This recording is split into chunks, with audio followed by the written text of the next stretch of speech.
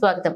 ఈ ప్రభుత్వం ఏర్పడినప్పటి నుంచి కూడా అనేక రకాల వైఎస్ఆర్ కాంగ్రెస్ పార్టీ శ్రేణులను, ముఖ్యంగా వైఎస్ఆర్ కాంగ్రెస్ పార్టీలో ప్రధాన భూమిక పోషించే నాయకులందరినీ కూడా టార్గెట్ చేసి అనేక విధాల ఇబ్బందులు పెడతా ఉన్నారు, అనేక రకాల కేసులు పెడతా ఉన్నారు. ఈరోజు ఇక్కడ పరిస్థితి చూస్తే ఒక తాలిబన్లనో లేకపోతే ఏదో విదేశీ టెర్రరిస్టులు ఎవరైతే ఉంటారో వారిని ట్రీట్ చేసే విధంగా ఇక్కడ పరిస్థితులు ఉన్నాయి. మరి ఒక ప్రజాప్రతినిధికి ఇవ్వాల్సిన గౌరవాన్ని ప్రజాప్రతినిధులుగా ఉన్న చంద్రబాబు నాయుడు కానీ వారి మంత్రివర్గ సభ్యులు కానీ ఎందుకు విస్మరిస్తూ ఉన్నారు నాకు అర్థం కావడం లేదు. మరి ఇది ఇలాగే కొనసాగిన ఇబ్బంది లేదు.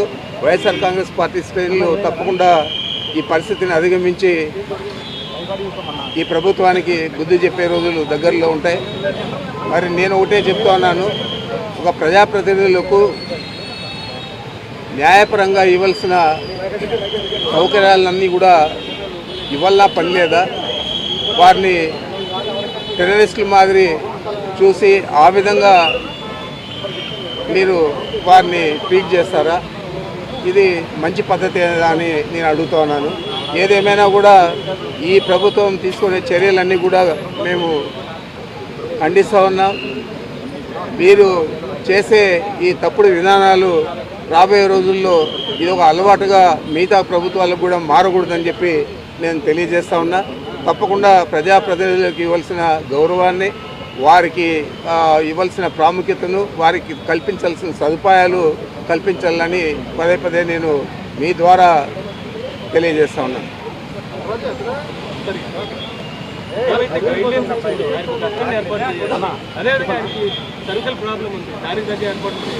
ఇవన్నీ కూడా ముందు జైలు నిబంధనల ప్రకారం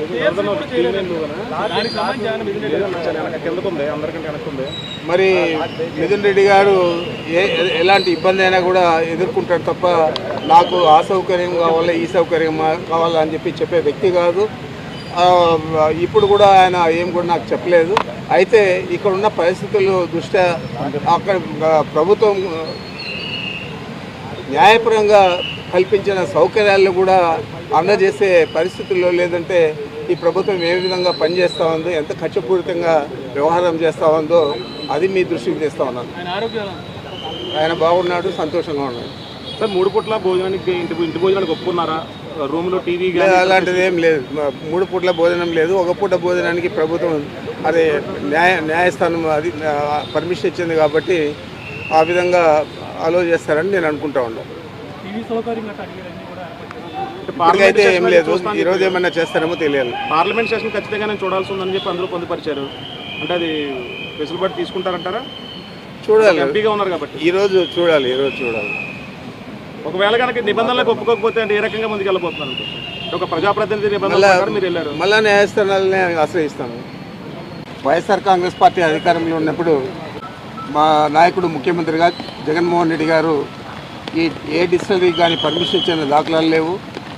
ఏ డిస్టిలరీ నుంచి కూడా మనం ఇల్లీగల్గానో లేకపోతే వేరే విధంగా తీసుకున్న దాఖలాలు కూడా లేవు. అన్నీ కూడా పర్మిషన్లు అన్నీ కూడా చంద్రబాబు నాయుడు ఇచ్చారు డిస్టిలరీస్కు. ఆ డిస్టిలరీస్ నుంచే గత మా ప్రభుత్వం కూడా పర్చేజ్ చేసింది తప్ప ఇవన్నీ కూడా ఈ ట్రాన్సాక్షన్ అంతా కూడా అఫీషియల్గా జరిగింది కాబట్టి బెవరేజెస్ కార్పొరేషన్ ద్వారా దీన్ని తప్పట్టే పని లేదు. మీకు ఉదాహరణకు చెప్పాలంటే ఈరోజు జరిగే స్కామ్ భారతదేశంలోనే ఇంకా పెద్ద స్కామ్ ఈ లిక్కర్ స్కామ్. అందరికీ నమస్కారం అండి. ఈరోజు మరి మిథున్ రెడ్డి గారి మీద ఏవైతే మద్యమ కేసులు బనాయించి ఆయన అరెస్ట్ చూపించారో ఇది అక్రమ కేసు, అన్యాయంగా ఆయన మీద బనాయించారని చెప్పి మా వైసీపీ నాయకులం అందరం కూడా తీవ్రంగా దీన్ని ఖండిస్తున్నాం. మా ప్రభుత్వం అధికారంలో ఉన్నప్పుడు, జగనన్న ముఖ్యమంత్రిగా ఉన్నప్పుడు ఈ మద్యమ దుకాణాలని ప్రభుత్వమే నడిపించి ప్రభుత్వానికి ఆదాయాన్ని చేకూర్చారు.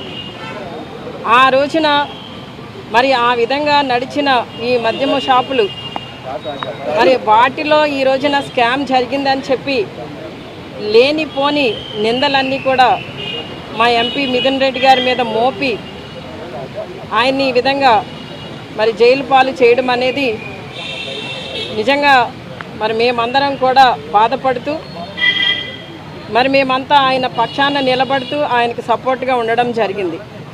అంటే ఈ రోజున ఎంతసేపు కూడా ఈ కూటమి ప్రభుత్వం డైవర్షన్ పాలిటిక్స్కి తెరలేపుతూ ఈ రోజున మిథున్ రెడ్డి గారి మీద బనాయించిన అక్రమ కేసు కూడా ఒక డ్రామా అని చెప్పి మీకు తెలియజేస్తున్నాను.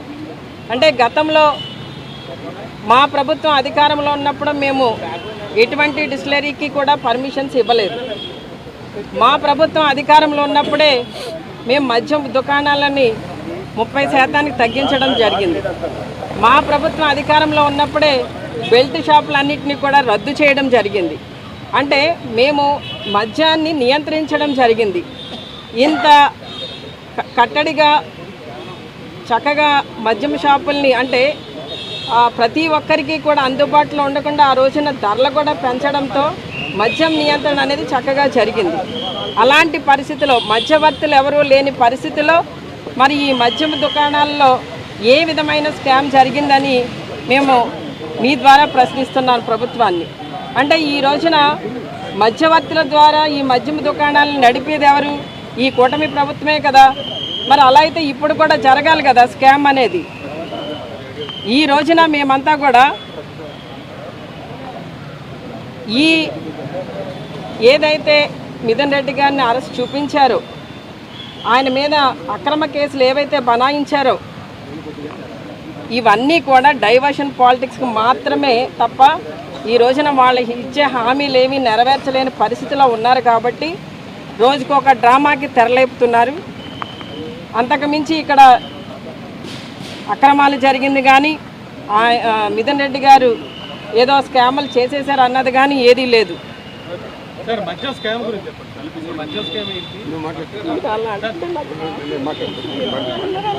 ఈ రోజున మిథున్ రెడ్డి గారిని ఇంత దారుణంగా అక్రమంగా అరెస్ట్ చేసి ప్రతిపక్ష నోర్లు నొక్కే కార్యక్రమము ఇవాళ ఆంధ్రప్రదేశ్ ప్రభుత్వం చేస్తూ ఉంది. ఇవాళ జగనన్న వారియర్స్ మేమంతా కూడా ఖచ్చితంగా మీరు ఎన్ని అరెస్టులు చేసినా ఏం చేసినా ఎక్కడా కూడా వెనికేది లేదు, జడిసేది లేదు. ఇవాళ ఖచ్చితంగా మేమంతా కూడా పోరాడతాము. మిథున్ రెడ్డి గారికి బాసటగా ఆంధ్రప్రదేశ్ వ్యాప్తంగా వైఎస్ఆర్సీపీ ప్రతి ఒక్క శ్రేణి కూడా నడుము కట్టి ముందుకు ఉన్నామని ఈ సందర్భంగా తెలియపరుస్తూ ఇవాళ ఆంధ్రప్రదేశ్ రాష్ట్రంలో జరిగేది ఇప్పుడు జరుగుతోంది స్కామ్. గత ప్రభుత్వంలో చంద్రబాబు నాయుడు గారు ముఖ్యమంత్రి కింద ఉన్నప్పుడు డిస్టిలరీస్కి ప్రివిలేజ్ ఫీ అనేది తగ్గించారు. 3,000 కోట్ల రూపాయలు ప్రివిలేజ్ ఫీ తగ్గించి అప్పుడు క్విట్ ప్రోకో జరిగింది. మళ్ళీ ఇప్పుడు సిండికేట్లతో ఏ రకంగా వ్యవహారం చేస్తూ ఉన్నారు. గతంలో లిక్కర్ సేల్స్ గణనీయంగా తగ్గింది, లిక్కర్ అమ్మకాలు గణనీయంగా తగ్గింది, రెవెన్యూ గణనీయంగా పెరిగింది. మరి ఇంత ఈ రకంగా జరిగినప్పుడు స్కామ్ ఏ రకంగా జరిగింది? ఒక్క డిస్టిలరీకైనా పర్మిషన్ ఇచ్చామా? గతంలో చంద్రబాబు నాయుడు గారు కేవలం కొన్ని హ్యాండ్ పిక్ డిస్టిలరీలకు పర్మిషన్లు ఇచ్చి అక్కడి నుంచి స్కాములు జరిగినాయి. కానీ ఇప్పుడు మా ప్రభుత్వంలో గతంలో చంద్రబాబు నాయుడు గారు దిగిపోయే టైంకి 16,600 కోట్ల రూపాయలు సంవత్సరానికి ఆదాయం ఉంటే జగన్మోహన్ రెడ్డి గారు దిగిపోయే టైంకి 24,700 కోట్ల రూపాయల ఆదాయం పెరిగింది. 25,000 కోట్ల రూపాయల ఆదాయం పెరిగినప్పుడు అసలు గవర్నమెంట్ ఎక్స్చెక్కర్కి సుమారుగా 1,000 కోట్ల రూపాయల ఆదాయం పెరిగినప్పుడు స్కామ్ అని మీరు ఏ రకంగా అంటారని అడుగుతా ఉన్నాం. ఇది కేవలం కక్షపూరితంగా జరిగింది. గతంలో స్కిల్ డెవలప్మెంట్ స్కామ్ జరిగినప్పుడు 370 కోట్ల రూపాయలు గవర్నమెంట్ ఎక్స్చెక్కర్ నుంచి నేరుగా డిజైన్ టెక్ కంపెనీకి పంపించారు. ఇవాళ ఎక్కడ జరిగిందని అడుగుతా ఉన్నాం. ఇది పూర్తిగా కక్ష సాధింపు జరుగుతూ ఉంది. ఖచ్చితంగా న్యాయ పోరాటాలపైన మాకు నమ్మకం ఉంది. న్యాయ పోరాటం చేస్తాము.